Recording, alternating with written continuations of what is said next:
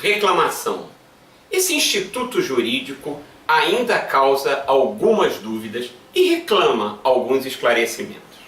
A reclamação hoje foi entronizada no Código de Processo Civil a partir do seu artigo 988. Só que ela não é uma novidade no ordenamento jurídico brasileiro. Ela vem desde a década de 50.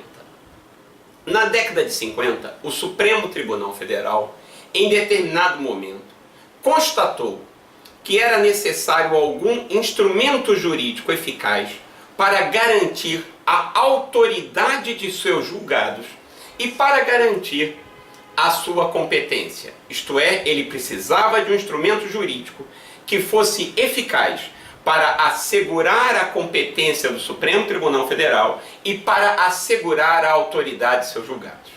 Então, desde a década de 50, independentemente de previsão constitucional, independentemente de previsão legal e mesmo de previsão regimental, o Supremo Tribunal Federal conhecia e processava um procedimento simplificado, cujo nome, desde aquela época e até hoje, é reclamação, que servia para esses dois objetivos: garantir a autoridade de seus julgados e garantir a sua competência.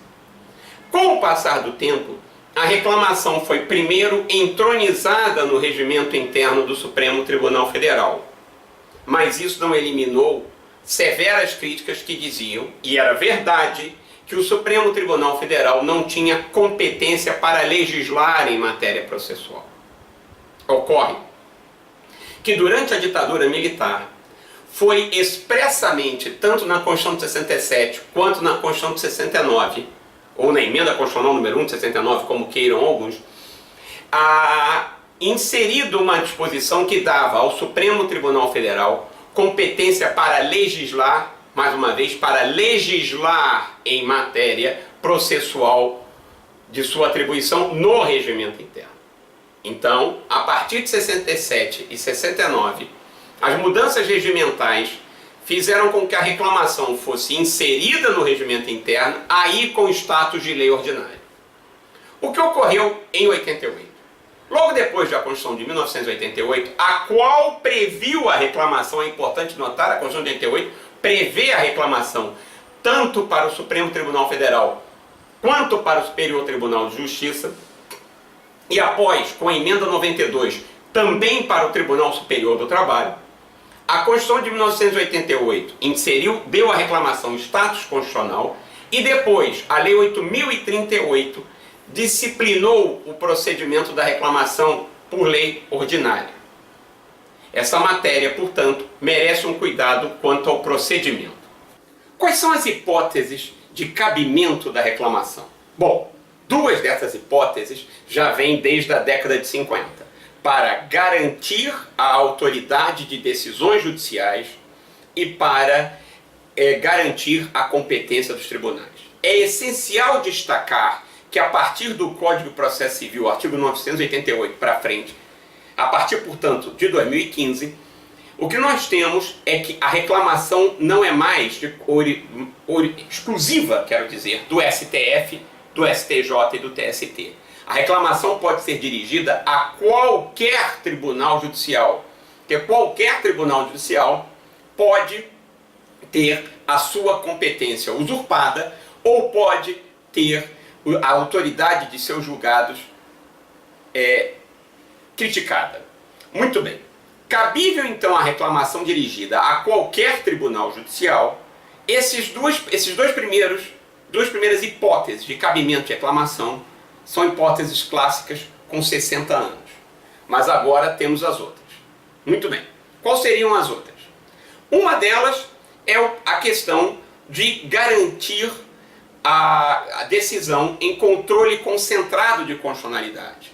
Quando é ajuizada uma ação direta de inconstitucionalidade, uma ação declaratória de constitucionalidade, ou uma arguição de descumprimento de preceito fundamental, essas decisões não têm somente eficácia contra todos, mas tem também efeito vinculante. O que é o efeito vinculante?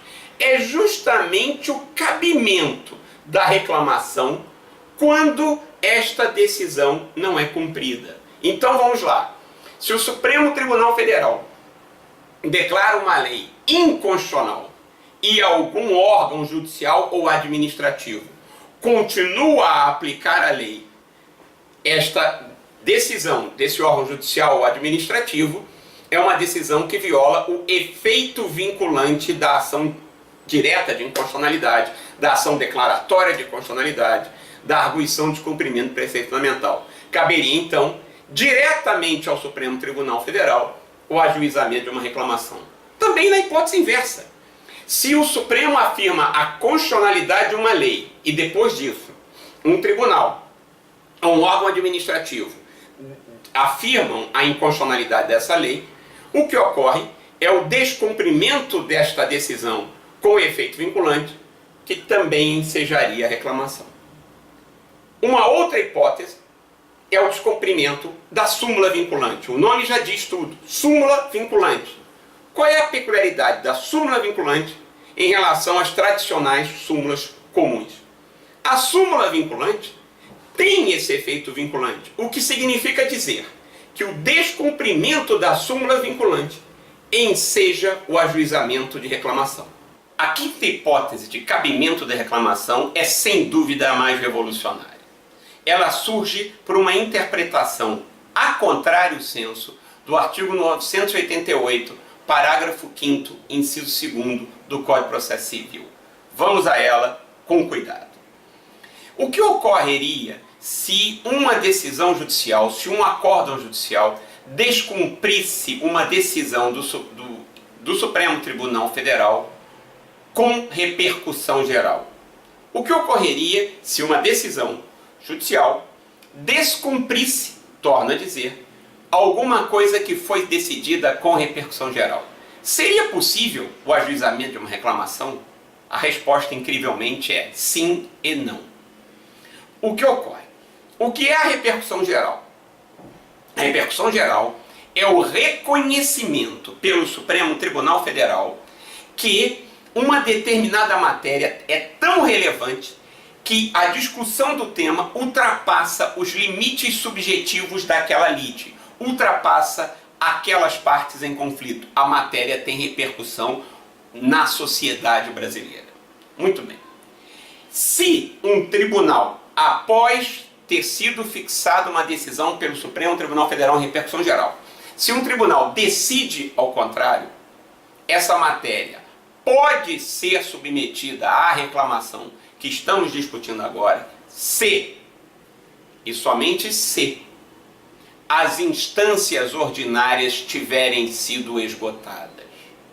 Ou seja, nos casos em que não é mais possível tentar se reverter uma decisão judicial que contraria uma decisão em repercussão geral pelos meios ordinários, pelos meios usuais de impugnação, se isto não mais for possível, então será possível o ajuizamento da reclamação.